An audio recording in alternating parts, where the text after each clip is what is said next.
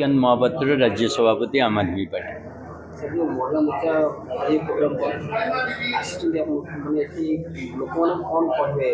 आज आम आदमी पार्टी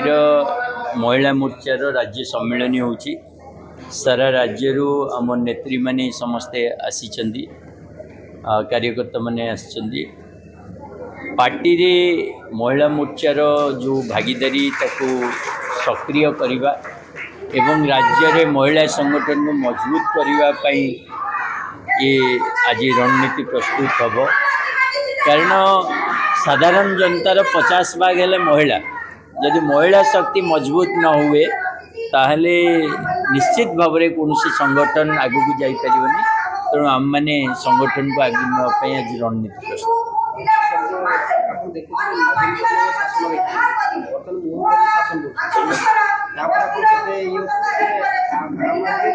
आमे मोहन माझी शासन रे देखिले महिला ऊपर अत्याचार 10 गुणा बढ़ी जाइए प्रत्येक दिन रेप मर्डर ता संख्या बढ़ी चलती एवं महिला मानकर आपण जो इवेन नवीन बाबू जो मिशन शक्ति करथिले जो माने नियुक्ति पाई आज दरमा पाऊना सुभद्रा योजना बोली ना चेंज करदेले किंतु कौन प्रकार सर्विस कंडीशन को से माने आगो को बढ़ाऊना तेणु यह निश्चित भाव में मोहन सरकार महिला विरोधी सरकार से क्षेत्र में महिला मान संगठित करने अधिकार लड़ाई करवा ओडिशा रे महिला मातृशक्ति को मजबूत करवा मु भावुँ आम आदमी पार्टी दायित्व कर्तव्य और यही पार्टी भविष्य स्थिर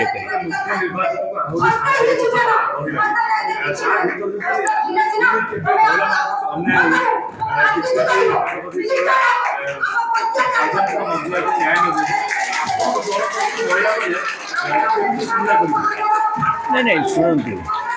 वर्तमान महिला से असहाय नुह लड़वा शिखी केवल सहित छिड़ा हवा दरकार आईन कानून नीति नियम ताकू ठीक रे पालन करा दरकार आम मैंने मजबूती सहित आम महिला संगठन माध्यम रे ओडिशार जो नारी समाज मातृशक्ति ताको आहुरी संगठित करने बलिष्ठ करने सहित सुख दुख छिड़ा हाँपाई प्रयास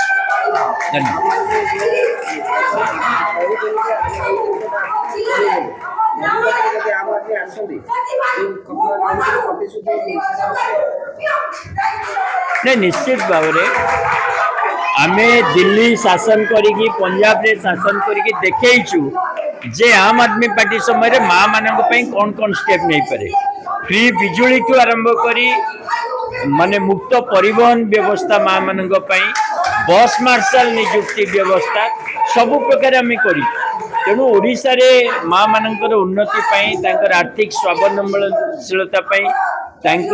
जो आर्थिक अभिवृद्धि निज गोड़े छिड़ा करने आम आदमी पार्टी संकल्पबद्ध आम समर्पित भाव में काम कर।